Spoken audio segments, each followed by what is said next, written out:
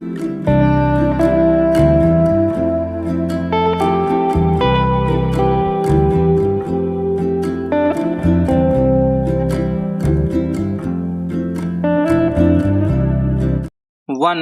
2, 3 start. आजकल सरकारी प्रोत्साहन के कारण अर्थव्यवस्था के सभी घटकों में निजी क्षेत्र का वर्चस्व बढ़ रहा है। ऐसे में शिक्षा का क्षेत्र निजीकरण से प्रभावित हुए बिना कैसे रह सकता है। शिक्षा के निजीकरण का अर्थ है शिक्षा के क्षेत्र में सरकार के अतिरिक्त गैर सरकारी भागीदारी। वैसे तो ब्रिटिश काल से ही निजी संस्थाएं शिक्षण कार्य में संलग्न थी, लेकिन स्वतंत्र भारत में उनकी भागीदारी में बहुत वृद्धि हुई है।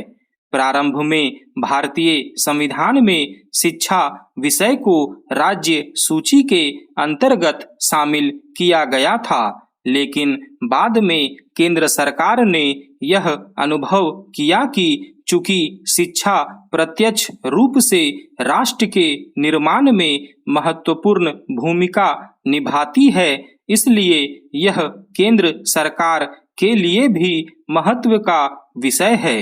अतः शिक्षा के क्षेत्र में एकरूपता लाने, विस्तार करने एवं इसमें केंद्र सरकार की भागीदारी सुनिश्चित करने के लिए वर्ष 1976 में इसे संविधान के 42वें संशोधन द्वारा समवर्ती सूची में शामिल किया गया। स्वतंत्रता के पश्चात जहां एक ओर हमारे पास संसाधनों का अभाव था, वहीं दूसरी ओर जनसंख्या में भी तीव्र गति से वृद्धि हुई। अतः एक बड़ी आबादी के लिए शिक्षा की समुचित व्यवस्था करना सरकार के वश की बात नहीं थी। इसलिए भारत में शिक्षा में निजी क्षेत्र को बिना किसी अवरोध के प्रोत्साहन दिया गया। निजी क्षेत्र को शिक्षा की ओर आकर्षित करने के लिए सरकार ने कई कदम उठाए, जैसे निजी संस्थानों को आर्थिक सहायता देना, उनके लिए अनुदान का प्रावधान करना, शैक्षणिक इमारत हेतु कम मूल्य पर भूमि उपलब्ध कराना आदि। भारत में ऊपरी तौर पर शिक्षा को दो भागों में विभक्त किया जा सकता है, स्कूली शिक्षा तथा विश्वविद्यालयी शिक्षा या उच्च शिक्षा। आज इन दोनों ही क्षेत्रों में निजी संस्थानों की भागीदारी दृष्टिगोचर होती है। यही कारण है कि यहाँ सरकारी शिक्षा व्यवस्था के समानांतर निजी शिक्षा प्रणाली भी संचालित है। शिक्षा के निजीकरण ने इस क्षेत्र के प्रसार में सकारात्मक योगदान दिया है।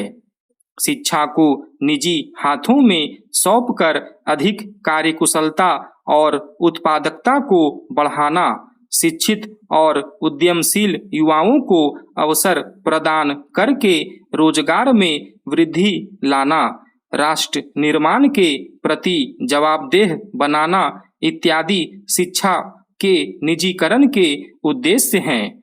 वर्तमान में शिक्षा के निजीकरण के कारण शिक्षा का प्रसार तेजी से हो रहा है।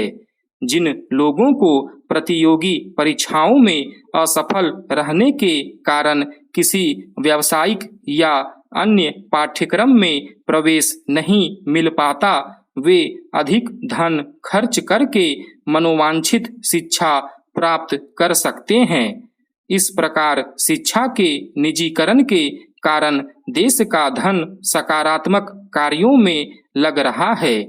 नई शिक्षण संस्थाओं की स्थापना के कारण नवयुवकों को रोजगार के नए अवसर उपलब्ध हो रहे हैं। शिक्षण से संबंधित व्यवसायों को भी गति मिल रही है।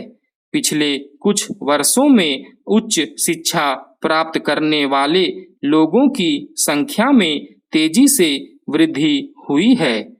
इतनी अधिक संख्या में प्रतिवर्ष सरकारी नौकरियों का सृजन कर पाना संभव नहीं। निजी संस्थाओं की अधिकता के कारण इन लोगों को भी रोजगार के अवसर उपलब्ध हो रहे हैं। इस प्रकार शिक्षा के निजीकरण के कारण देश के आर्थिक विकास को भी गति मिल रही है। यही नहीं, शिक्षा के क्षेत्र में निजी भागीदारी से उत्पन्न प्रतिस्पर्धा के फलस्वरूप शिक्षा की गुणवत्ता में सुधार भी हो रहा है।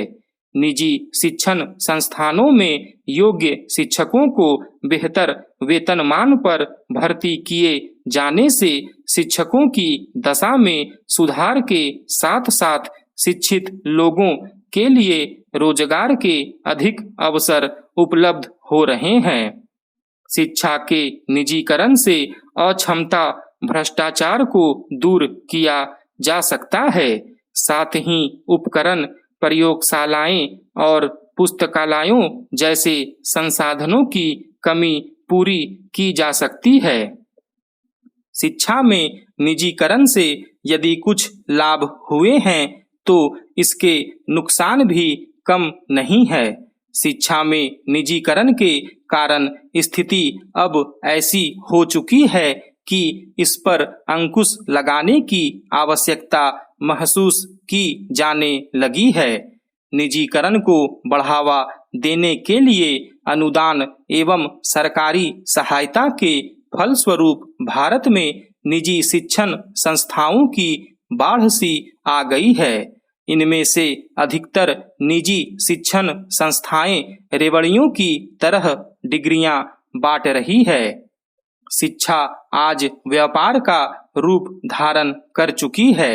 शिक्षा के निजीकरण का लाभ निर्धन लोगों को नहीं मिल रहा है, क्योंकि निजीकरण से शिक्षा महंगी हो गई है। शहरों के निजी विद्यालयों में प्राथमिक स्तर की कक्षाओं के बच्चों से भी हजारों रुपये मासिक शुल्क लिया जा रहा है। आम आदमी अपने बच्चों को अच्छी शिक्षा दिलवाने के लिए इतने शुल्क को वहन करने में अक्षम है। शिक्षा के निजीकरण के कारण कोचिंग एवं ट्यूशन संस्कृति को बढ़ावा मिला है।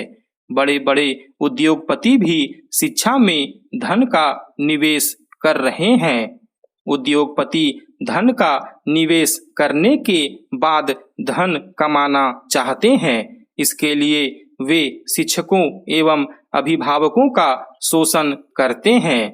शिक्षा के निजीकरण से भारत में निजी शिक्षण संस्थानों की बाढ़ सी आ गई है, किंतु लाखों की संख्या में मौजूद इन निजी शिक्षण संस्थानों में से 90% संस्थान या तो शिक्षण की गुणवत्ता के पैमाने पर खरे नहीं उतरते या फिर उनके पास पर्याप्त मात्रा में शैक्षिक संसाधन नहीं है। इस प्रकार निजी क्षेत्र में प्रबंधन की अक्षमता एवं मनमानी के कारण न तो शिक्षा के उद्देश्यों की प्राप्ति हो पा रही है और न ही गुणवत्ता के पैमाने पर ये शिक्षण संस्थान खरे उतर पा रहे हैं।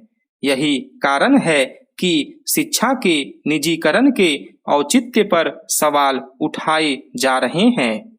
निष्कर्षतः यह कहा जा सकता है कि पहले धनी व्यक्तियों द्वारा शिक्षण संस्थानों की स्थापना सामाजिक सहयोग एवं उत्तरदायित्व निभाने के लिए की जाती थी। अब इसका उद्देश्य सामाजिक सहयोग न होकर धनार्जन हो गया है। इसलिए शिक्षा के निजीकरण से जो लाभ होना चाहिए वह समुचित मात्रा में समाज को प्राप्त नहीं हो रहा है। यदि शिक्षा के निजीकरण में मुनाफाखोरी की प्रवृत्ति पर रोक लगाई जाए एवं शिक्षकों की सेवा शर्तों का संरक्षण सरकार द्वारा हो तो शिक्षा के निजीकरण के लाभ वास्तविक रूप में मिल पाएंगे। शिक्षा का निजीकरण तो अनिवार्य है, किंतु इसमें इस बात का पूरा ध्यान रखा जाना चाहिए कि शिक्षा के उद्देश्य बाधित न होने पाए। स्टॉप।